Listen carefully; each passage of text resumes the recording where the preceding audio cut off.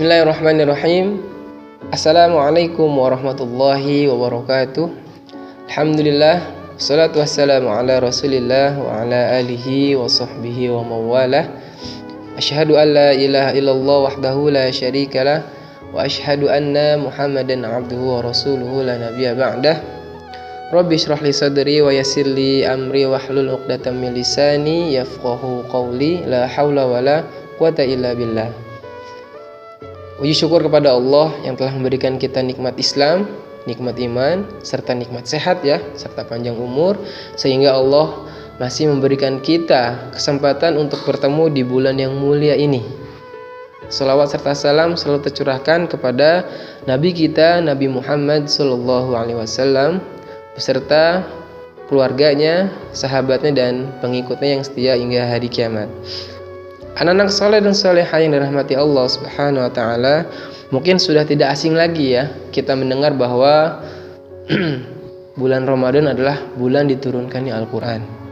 Ini sesuai dengan firman Allah di dalam surah Al-Baqarah ayat 185. Syahrul Ramadan alladzi unzila fihi al-Qur'anu hudal lin-nasi wa bayyinatin minal huda wal furqan.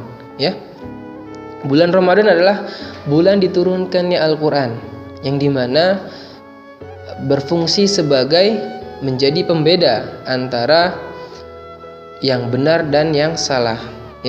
Makanya sudah tidak aneh lagi kita melihat di masjid, mungkin di rumah atau di dimanapun kita melihatnya, itu banyak sekali orang yang semangatnya luar biasa dalam berinteraksi atau membaca Al-Quran.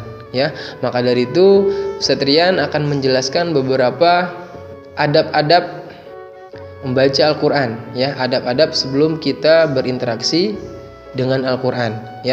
Ustaz Rian akan meringkas ada beberapa adab di dalam kitab At-Tibyan fi Adabi Hamalatil Quran karangan Imam An-Nawawi. Sebetulnya banyak, tapi Ustaz hanya meringkas menjadi 8 adab. Berikut adab yang pertama, yaitu hendaknya kita membaca Al-Quran dengan ikhlas. Sekecil atau sedikit apapun ayat yang kita baca, jika didasari dengan niat ikhlas kepada Allah, maka itu akan bernilai besar di sisi Allah.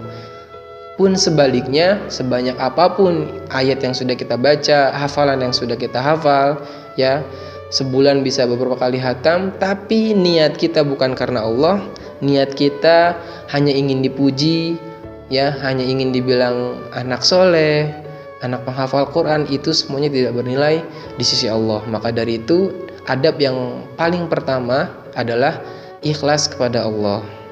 Kemudian adab yang kedua, disunnahkan membaca Al-Quran dalam keadaan mulut yang bersih. Insya Allah jika keadaan kita sedang berpuasa, mulut kita pasti bersih karena dari mulai terbit fajar sampai azan maghrib kita tidak makan apa-apa. Kemudian adab yang ketiga, yaitu disunahkan membaca Al-Quran dalam keadaan suci, dalam keadaan berwudu dan menutup aurat. Ini sangat penting karena kadang Ustaz Rian kadang suka masih melihat ada yang pakai kerudung tapi kaosnya kaos pendek.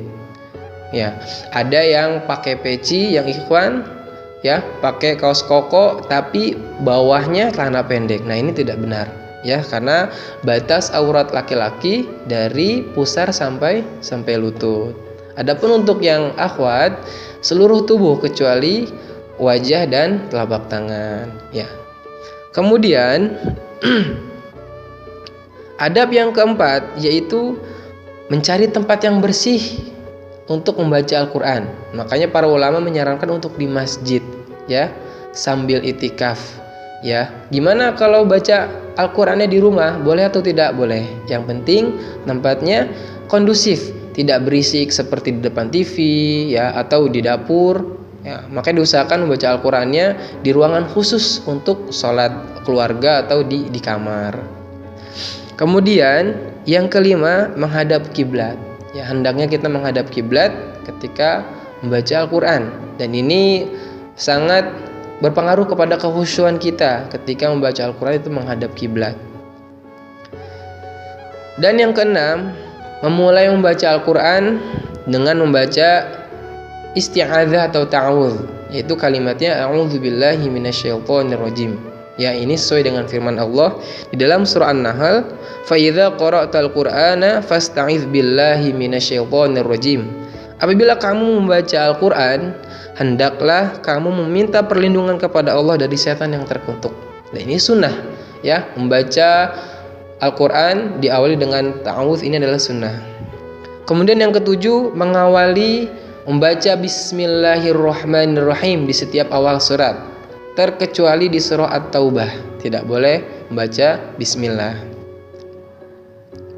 Kemudian yang terakhir, adab yang ke-8 adalah hendaknya ketika membaca Al-Quran dalam keadaan khusyuk dan tadabbur. Apa tadabbur? Yaitu merenungi ayat yang kita baca, merenungi ayat yang kita hafal, ya, karena di dalam Al-Quran ini banyak perintah, dan di dalam hadis pun sama, banyak perintah-perintah kita untuk mentadabburi Al-Quran. Tujuannya supaya kita bisa mengamalkan Al-Quran, ya.